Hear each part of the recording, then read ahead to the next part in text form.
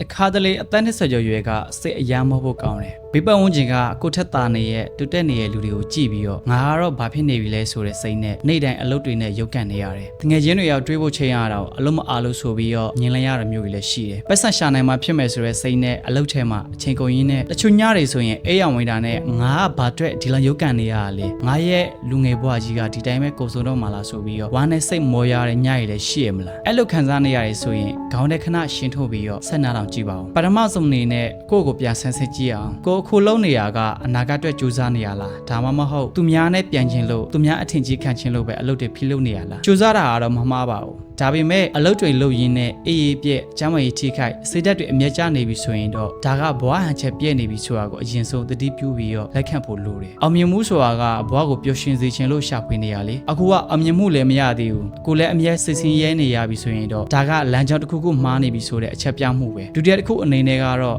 စိတ်ကိုမွန်းကျန်းစေတဲ့အရာတွေကိုဖယ်ထုတ်တာပထမဆုံးဖယ်ထုတ်ရမှာက social media ပေါ်မှာသူများတွေရဲ့နှိုင်းယှဉ်နေတဲ့စိတ်ပဲသူများတွေကအသက်20နဲ့ကားစီးနိုင်လို့ကိုလည်းအခုချက်ချင်းကားစီးနိုင်ရမယ်လို့မဆိုလို့ကိုကကိုရဲ့တန်လိုက်နဲ့တွားရမယ်လမ်းရှိပြီးသားနောက်တစ်ခုကအလုပ်ပြီးသွားပြီဆိုရင်လေစိတ်ထဲကအလုပ်ကိစ္စတွေကိုဖျက်ချဖို့အရေးကြီးတယ်အာနာလိုလက်ခံထားတဲ့ရွေးကတော့ကိုကိုစိတ်ပင်ပန်းနေစီမှာပဲနောက်ဆုံးတစ်ခုကကိုဖက်ထုတ်လိုက်လို့ရလာတဲ့အချိန်တွေထဲမှာကိုရဲ့လူငယ်ဘဝကိုပြန်တည်ဆောက်ဖို့ပါပဲတငယ်ချင်းတွေနဲ့အပြင်ထွက်ပြီးတော့ကော်ဖီတောက်မလားဒါမှမဟုတ်ကိုကြိုက်တဲ့ရုပ်ရှင်ကြည့်မလားတချင်နားထောင်ပြီးတော့အေးဝါးဝါအိပ်ပစ်လိုက်မလားအလုပ်ရဲ့ပြင်ဘက်မှာကိုကိုပျော်ရွှင်စေမဲ့အရာလေးတွေရှိနေသေးရဲ့ဆိုတာကိုစိတ်ထဲမှာပြန်လဲပြောထားဖို့လိုတယ်မိတ်ဆွေတို့အသက်20ကျော်မှကြိုးစားနေရရုပ်ကန်နေရနဲ့တင်မဲ့အရန်တော်နေပါပြီကိုကိုအရန်ကြီးမနှိမ့်ဆက်ပါနဲ့ဘွားဆိုတာကအလုပ်တစ်ခုတည်းမဟုတ်ဘူးရလက်ထက်လန်ခီးမှာပျော်နေဖို့လည်းလိုသေးရဲ့လေ